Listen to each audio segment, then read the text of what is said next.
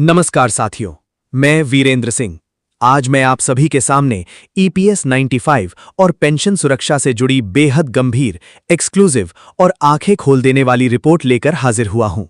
अगर आपने अभी तक हमारे इस मंच को सब्सक्राइब नहीं किया है तो पेंशन धारकों के स्वाभिमान, 8वें वेतन आयोग, 18 महीने के बकाया महंगाई भत्ते और पुरानी पेंशन योजना से जुड़ी हर एक प्रामाणिक खबर सबसे पहले पाने के लिए अभी इस चैनल को सब्सक्राइब करें और बेल आइकन को ऑल पर सेट कर लें ताकि राष्ट्रहित और कर्मचारी हित की कोई भी महत्वपूर्ण खबर आपसे कभी न छूट सके। बंद करो ये कागजी छलावा, बंद करो तारीख पर तारीख देने का ये गंदा और खूनी खेल। आज मैं सीधे कैमरे की लेंस में आंखें डालकर देश की पूरी प्रशासनिक व्यवस्था और नीति निर्माताओं से तीखे सवाल पूछना चाहता हूं। आखिर इस देश के 78 लाख बुजुर्ग पेंशन भोगियों ने तुम्हारा क्या बिगाड़ा है? रात के सन्नाटे में दिल्ली के गलियारों से एक ऐसी खुफिया रिपोर्ट लीक हुई है जिसने ईपीएफओ मुख्यालय से लेकर केंद्रीय श्रम मंत्रालय के बड़े बड़े अफसरों की रातों की नींद उड़ाकर रख दी है।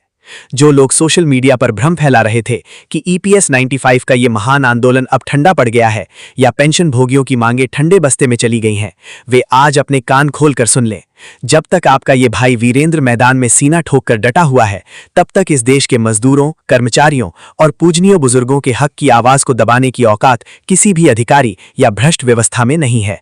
जरा अपनी आंखों के सामने उस दर्दनाक और रोंगटे खड़े कर देने वाले दृश्य की कल्पना कीजिए जहां 70 और 80 साल से अधिक उम्र के पूजनीय बुजुर्ग देश की राजधानी दिल्ली में जंतर मंतर की सड़कों पर कड़कड़ाती ठंड, चिलचिलाती धूप और मूसलाधार बारिश की परवाह किए बिना अनिश्चितकालीन अनशन पर बैठे हुए हैं। देश के कोने कोने से आए हमारे ये सम्मानित नागरिक अपने कांपते हाथों में अपने छोटे छोटे नाती पोतों और बच्चों की तस्वीरें थामे हुए सिसक रहे हैं। क्या ये देश के लिए शर्म की बात नहीं है? ये कोई दया, भीख या खैरात मांगने की लड़ाई नहीं है, बल्कि ये उनके जीवन के 30-35 सालों के कठोर परिश्रम, खून पसीने की कमाई, आत्मसम्मान और पारिवारिक गरिमा की लड़ाई है। जिस इंसान ने अपनी पूरी जवानी देश के बड़े बड़े कारखानों, मिलों, खदानों और सरकारी गैर सरकारी संस्थानों की नींव को सींचने में झोंक दी, उसे जीवन के अंतिम पड़ाव में महज 1000 या 1500 रुपए की मामूली पेंशन थमा दी जाती है। आज के इस भीषण महंगाई के दौर में जहां एक गैस सिलेंडर 1000 रुपए का आता है, वहां 1000 रुपए की मासिक पेंशन में कोई बुजुर्ग पूरे महीने की दवाइयां, डॉक्टर की फीस और 2 वक्त की रोटी का खर्च कैसे उठा सकता है? ये सीधे तौर पर देश के बुजुर्गों के साथ किया जा रहा भयानक मजाक और सामाजिक न्याय का कत्ल है।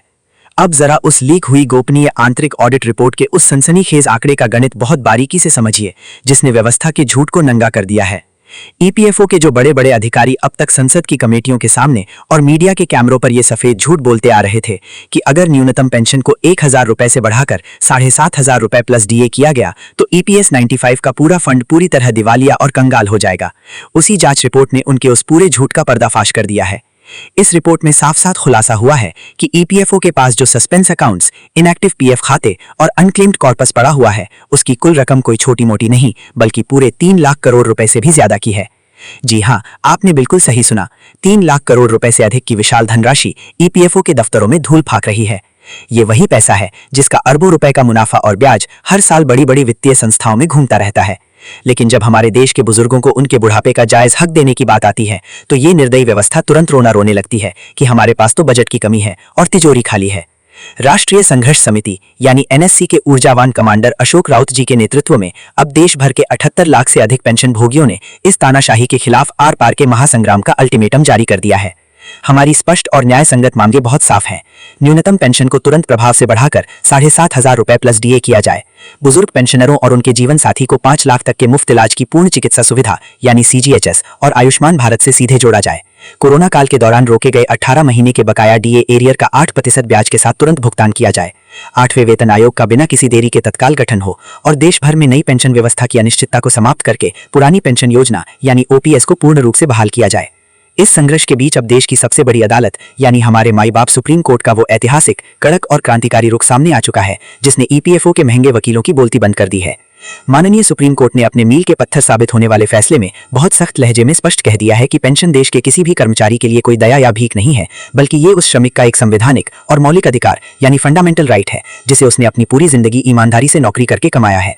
सर्वोच्च अदालत ने ईपीएफओ प्रशासन को कड़ी फटकार लगाते हुए कड़ा निर्देश दिया है कि वे एक औपचारिक हलफनामा कोर्ट में दाखिल करके स्पष्ट करें कि उनके पास पड़े अरबों खरबों रुपए के अनक्लेम्ड और सरप्लस फंड का इस्तेमाल इस न्यूनतम पेंशन को तुरंत बढ़ाकर 7,500 रुपए प्लस डीए करने के लिए क्यों नहीं किया जा सकता। अगर इस बार भी ईपीएफओ ने अदालत में कोई भी गोलमोल या झूठा जवाब देने का दुस्साहस किया तो सीधे तौर पर कोर्ट की अवमानना का मुकदमा दर्ज होगा, जिसमें जिम्मेदार अफसरों को जेल की सलाखों के पीछे जाना पड़ सकता है। दूसरी तरफ केंद्रीय श्रम मंत्रालय, वित्त मंत्री श्रीमती निर्मला सीतारमण और केंद्रीय मंत्री श्री नितिन गडकरी के साथ हुई उच्च स्तरीय बैठकों के बाद तैयार किए गए बहुचर्चित प्रस्ताव संख्या 2222 को लॉ मिनिस्ट्री यानी विधि मंत्रालय के पास अंतिम कानूनी मंजूरी और समीक्षा के लिए भेजा जा चुका है।